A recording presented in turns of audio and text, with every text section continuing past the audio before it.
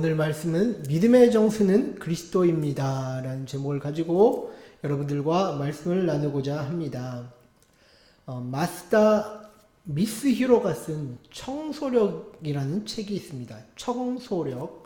이 책은요, 주변 환경을 깨끗이 정리하고 이제 청소하는 것만으로도 마이너스 에너지가 사라지고 또 플러스 에너지가 생성된다고 주장하는 그런 책인데요. 이 책 가운데 제가 눈에 띄는 이제 내용이 있어서 여러분들에게 좀 이제 소개를 하며 나누고자 합니다. 이 사람이 이제 청소력에 있어서 버리는 시점은 세 가지가 있다라고 이제 주장을 하는데요. 그것은 뭐냐? 현재, 과거, 미래의 시점으로부터 당신이 새롭게 태어나려 하는 것을 방해하는 마이너스 에너지를 제거합시다 라고 이야기를 합니다. 자, 그래서 첫 번째, 현재는 매일매일 생활 속에서 당신의 에너지를 빼앗는 것을 버린다 라고 주장합니다. 마음에 나쁜 영향을 주는 모든 것을 버립시다. 예를 들어 가십거리로 가득 찬 저속한 잡지, 극악의 공포물, 성인 비디오 등 그런 것은 알지 못하는 사이에 점점 쌓여져 갑니다. 그것이 방해의 자장을 끌어내려 당신의 에너지를 매일매일 빼앗아가고 무기력을 만들어냅니다. 또다시 쌓일지 모르지만 이번 기회에 한번 마음먹고 버립시다 라고 이야기합니다. 자, 두 번째, 과거의 시점이죠. 과거의 시점에서는 과거의 깊은 생각을 버린다 입니다. 특히 버리기 힘든 것이 과거의 영광입니다. 먼지에 쌓여있는 트로피가 그 상징적인 예이죠. 이것은 과거의 당신이 트로피이고 현재의 당신은 먼지라는 것을 나타냅니다. 또한 과거의 여자나 남자의 사진이나 편지 선물 등도 놓아두고 싶어 합니다. 실은 저도 러브레터를 모은 러브박스를 만들어서 보관해 둔 적이 있습니다. 이것은 과거에 자기가 얼마나 인기가 있었는지 등을 증명하기 위해서 버릴 수 없었던 것입니다. 점점 인기가 없어지니까 점점 버릴 수 없게 되지요. 이런 것들은 결국 과거에 살고 있으려는 것입니다. 마음먹고 과감하게 버리십시오. 이렇게 두 번째 과거의 시점에서 이야기합니다. 자, 그렇다면 세 번째 미래의 시점에서 얘기하는 건 뭐냐? 미래의 기대와 불안을 버린다라고 얘기합니다. 세 번째는 미래의 기대를 버리는 것입니다. 다른 식으로 표현하면 언젠가라는 것은 오지 않습니다. 언젠가 시간이 있을 때 스크랩북을 만들 예정으로 신문 기사를 잘라낸 것, 언젠가 쓸지도 몰라서 가지고 있는 자료, 언젠가 바자회에 출품할까 생각하고 있는 것, 선물로 받은 식기 세트 등등. 이런 것들은 당신의 미래에 대한 기대와 미래에 대한 불안을 나타내는 것들입니다. 이런 것들을 모아놓은 상태에서 밝은 미래는 다가오지 않습니다. 용기를 내서 과감하게 버리십시오. 자, 이렇게 얘기합니다. 자, 여러분들은 어떻습니까? 얘기를 들어보면 좀 그럴 것 같지 않아요? 우리 안에도 내가 모르는 사이에 현재와 과거와 이 미래의 먼지들이 가득 쌓여 있지 않습니까, 여러분들? 그래서 우리는 이러한 것들을 닦아내고 진짜 중요한 것들을 찾고 또 살피면서 그 중심 안에서 우리는 살아가야 한다는 것이죠. 내 인생에서 가장 중요한 것이 무엇인지 분명치 않다면 비바람이 부는 날에는 모두 쓰러져 버릴 것입니다.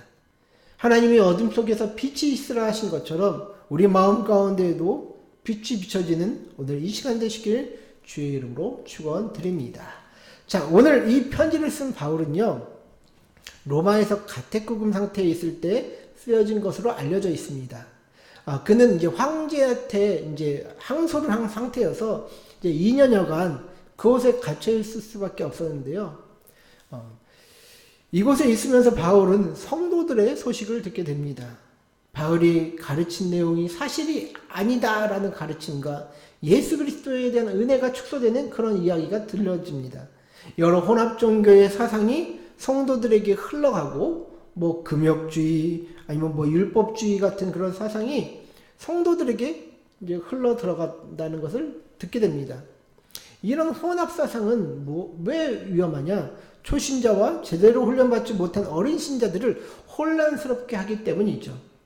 바울은 이런 가르침에 어린 골로새 교회와 주변의 많은 성도들이 해를 입지 않기를 바랬습니다. 그래서 바울은 이 편지를 쓰는 대상에 대해서 오늘 언급하죠. 그래서 오늘 1절을 보시면 내가 너희와 라오디게아에 있는 자들과 물론 내 육신의 얼굴을 보지 못한 자들을 위하여 얼마나 힘쓰는지를 너희가 알기를 원하노라. 자, 지금 바울은요, 골로새 교인들뿐만 아니라 라오디게아에 있는 성도들, 또 얼굴은 직접 보지 못했으나 자신에 대해서 걱정하고 있는 성도들을 향해서 이 글을 쓴다고 이야기를 합니다. 바울은 그 어느 것보다도 걱정이 되는 것이 있었습니다. 그것은 뭐냐? 하나님에 대한 모든 지혜와 지식은 예수 그리스도로부터 나온다는 그 사실이 희석되는 것이 두려웠다라는 것이죠. 그래서 이러한 자들에게 정말로 바울은 자신이 얼마나 힘쓰고 있는지를 알기를 원하면서 2절과 3절에서도 이야기를 하죠. 이는 그들로 마음의 위안을 받고 사랑 안에서 연합하여 확실한 이해의 모든 풍성함과 하나님의 비밀인 그리스도를 깨닫게 하려 함이니 그 안에는 지혜와 지식의 모든 보화가 감추어져 있느니라. 자, 지금 바울은요, 그 어떤 것보다도 그리스도 안에서 모든 것이 나옴을 강조합니다. 예수 안에서만 사랑으로 연합하고 깨달음도 나오고 하나님의 비밀을 알 수 있다라는 것이죠. 오직 예수를 통해서만 이 지혜와 지식의 보화를 얻을 수 있다는 사실을 바울은 강조하는 것입니다. 그리고 오늘을 사는 저와 여러분들을 향해 바울이 묻습니다. 너희들은 예수 안에서 모든 지혜와 지식을 찾고 있느냐고 말입니다. 우리는 정말 예수 안에서 그 모든 지혜와 지식을 찾고 있습니까? 여러분들 개신교 신앙에서는요, 다른 거 다 없어도 예수가 없으면 아무것도 안 되잖아요. 그러나 요즘에 우리가 예수님 없는 그런 사상과 가르침이 좀 많은 것 같아요. 심지어 유명한 분들의 설교에서도 예수님에 대한 언급은 잘 들리지 않습니다. 그저 인간의 어떤 실천, 또 노력, 인간의 잠재력을 끌어올리는 그런 이야기들만 더 앞세워서 말하기만 할 뿐입니다. 그러나 저는 성경의 가르침과 또 목회자로서 분명히 선포합니다. 예수를 통해서만 우리의 모든 것을 구하고 찾고 두드려야 한다는 것이죠. 왜? 우리의 능력은 바로 예수 그리스도를 통해서만 하나님으로부터 주어지기 때문입니다. 여러분, 바울이 활동할 때 주요 논쟁이 이거였잖아요. 율법이 먼저인가? 아니면 은혜가 먼저인가? 이런 논쟁 아니었습니까? 유대인들의 전통적인 견해는 이 율법 안에서 있는 것, 율법을 지켜야만 하나님의 자녀가 되고 하나님의 은혜를 얻을 수 있다. 이 율법을 굉장히 강조했던 것이 이 유대인들의 특성이었습니다. 반면 바울이 주장했던 것은 무엇입니까? 저 십자가에 달려서 죽은 그 예수가, 그 예수를 통해서만 하나님의 자녀가 될 수 있고 하나님의 나라에 들어갈 수 있다라는 것입니다. 우리들이 여러분들 객관적인 눈으로 좀 이렇게 뒤로 한 발 물러서 보면요, 여러분들은 무엇이 현실성이 있는 것 같아요? 예수에 대한 믿음, 아니면 율법을 실천하는 것. 저는요, 사실 착하게 살고 열심히 종교 활동하는 것이 더 하나님의 자녀로 가까워 보인다고 생각합니다. 왜냐, 믿음은 우리가 눈에 보이지 않잖아요. 그 사람이 무슨 생각을 하는지, 그렇죠? 그래서 바울이 전하는 복음을 보면요, 어찌 보면 굉장히 난해한 것이다라고 볼 수 있다라는 것이죠. 성령을 통해 예수를 믿고 변화된 삶을 살아가는 것. 어떻게 보면 이것은 유대인들이 전통적으로 지켰던 그 율법에 대한 이해와 또 실천을 무시한 것이기 때문에 바울은 또 굉장히 핍박을 받았다라는 것이죠.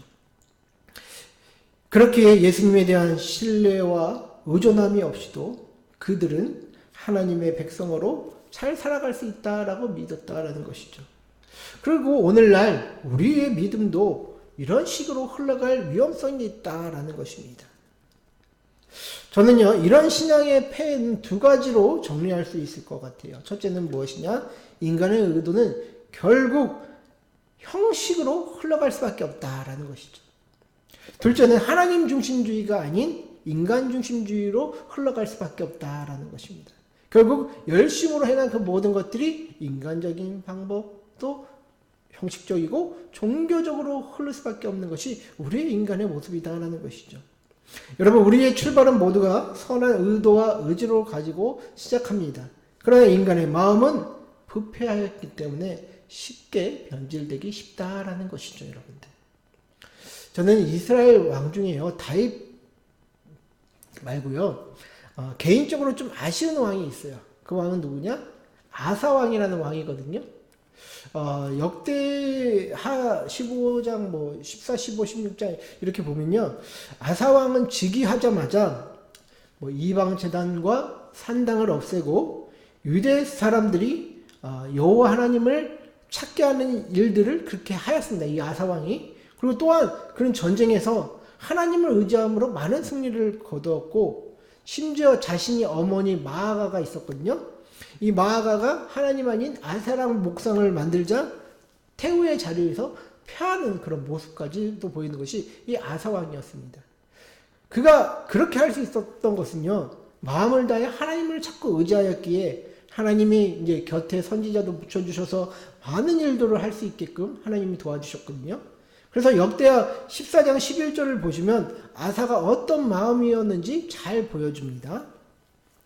역대하 14장 11절을 보시면 아사가 그의 하나님 여호와께 부르짖어 이르되 여호와여, 힘이 강한 자와 약한 자 사이에는 주밖에 도와줄 이가 없사오니 우리 하나님 여호와여, 우리를 도우소서. 우리가 주를 의지하오며 주의 이름을 의탁하옵고 이 많은 무리를 치러 왔나이다. 여호와여, 주는 우리 하나님이시오니 원하건대 사람이 주를 이기지 못하게 하옵소서 하였더니. 자, 지금 이 아사왕의 기도를 보세요. 이것만 봐도 그가 정말로 하나님을 많이 의지한 것처럼 보이지 않습니까? 그죠? 그래서 이런 선한 마음과 순전한 마음으로 하나님 앞에서 열심히 그는 일을 했다라는 것이죠. 그런데 그의 말년은 하나님으로부터 멀어지는 것을 보게 됩니다. 그래서 역대하 16장 1절부터 6절 말씀을 보면 이런 내용들이 기록되어 있는데요. 제가 이거 길어서 안 갖고 왔어요. 그냥 제가 이야기해 드리려고 하는데, 이제 아사왕이 즉위한 지 이제 36년째 되던 해에 이제 이야기가 나옵니다. 그때 이제 이스라엘 왕 바사가 유다 왕 아사 왕을 공격하기 위해서 이제 라마에 건축을 하기 시작해요. 이제 요새를 만들어서 이제 진지를 구축하죠. 이에 위협을 느낀 이 아사 왕은 아람의 베나닷 왕을 찾아갑니다. 많은 은금을 주면서 이 아람 왕에게 제안을 합니다. 이스라엘 왕 바하사와 동맹 관계를 끊고 자기와 동맹을 맺자고 합니다. 그렇게 되면 이스라엘 왕 바하사가 이제 물러나게 될 것으로 이제 생각을 하였기에 아사 왕은 이렇게 이제 외교수를 펼쳤다라는 것이죠. 결국 아사 왕의 의도대로 이 아람 왕은 이스라엘과의 이제 전쟁을 벌이고 이제 동맹을 이제 끊고 전쟁을 합니다. 그래서 이스라엘 왕은 이 소식을 듣고 이제 물러가게 되죠.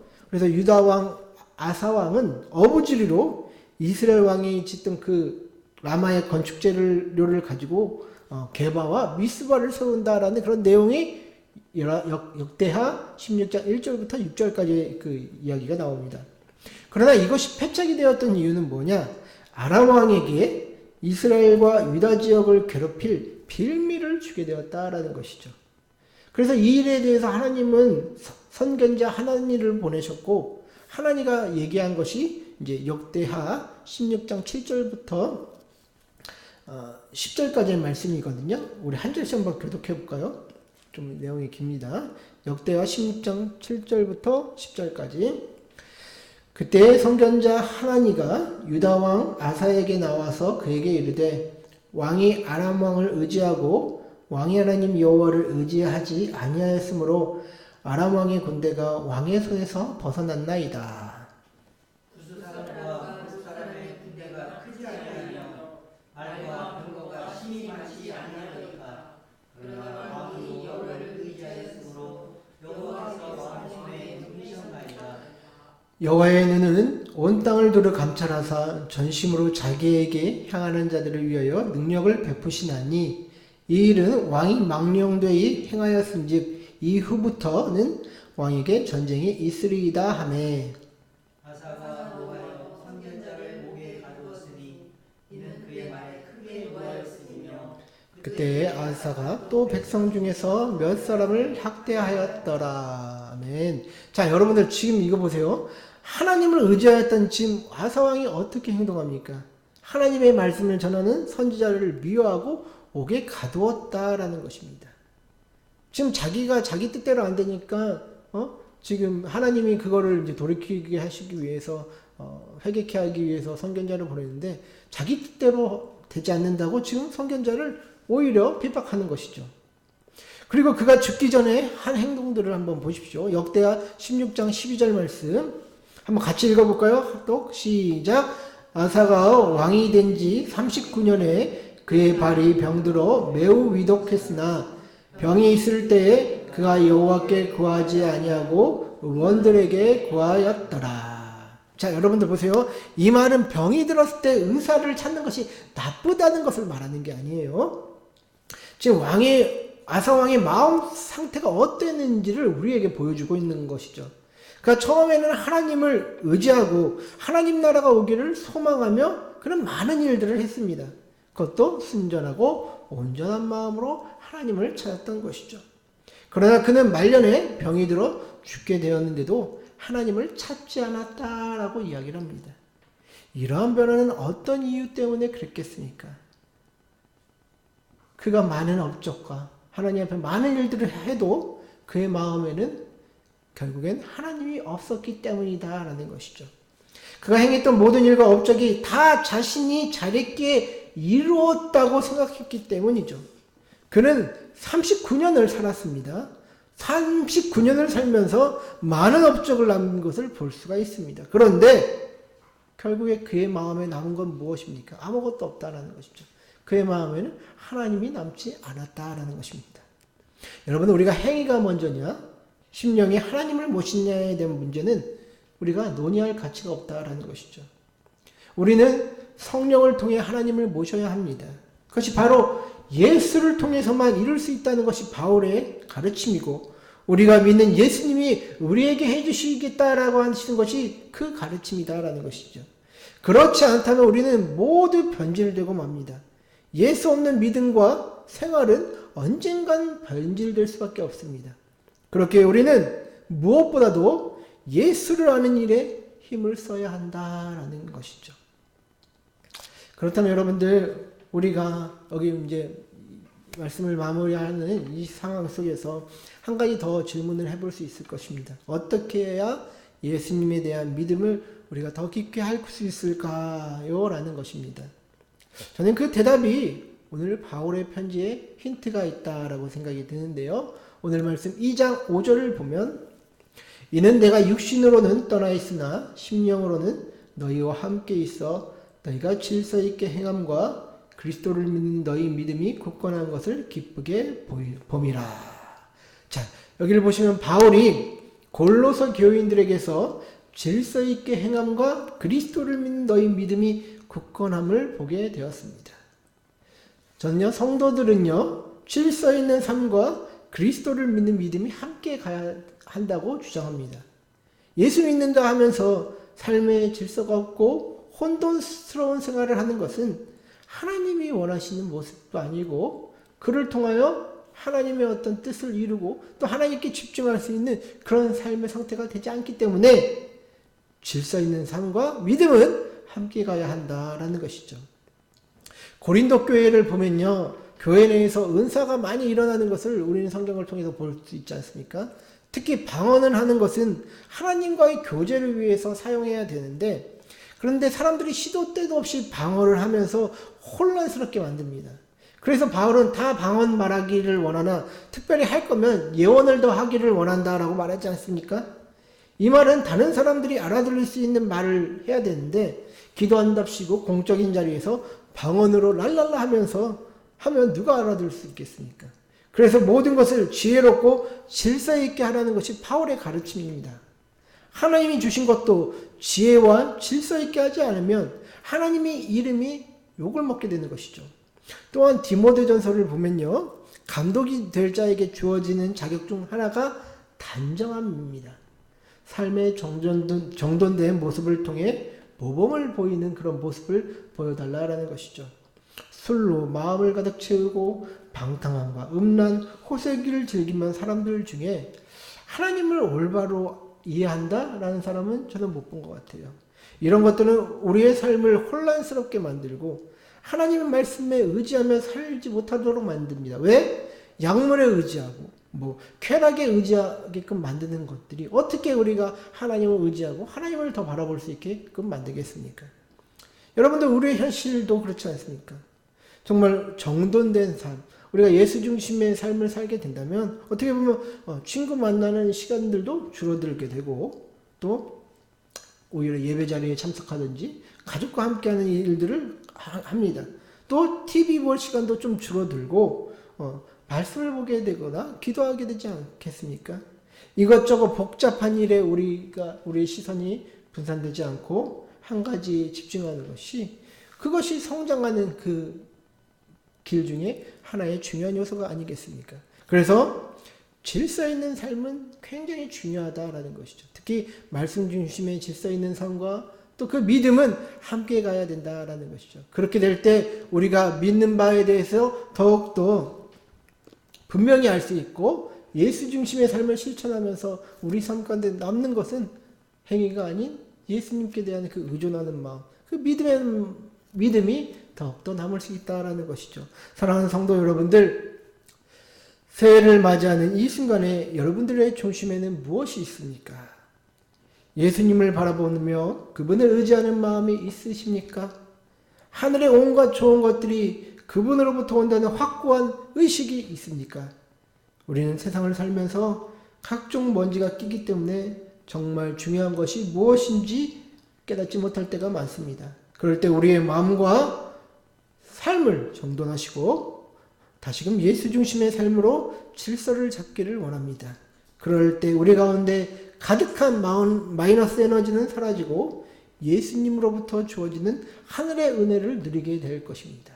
이 질서 잡는 것이 쉽지 않을 수도 있어요. 그럴 때 우리가 하나님의 은혜 가운데 끊게 해달라고 기도하고 우리가 감사가 없으면 감사할 수 있게 해달라고 하고 우리가 그러면서 우리가 신앙생활을 더욱더 예수 중심으로 하게 되는 것 아니겠습니까?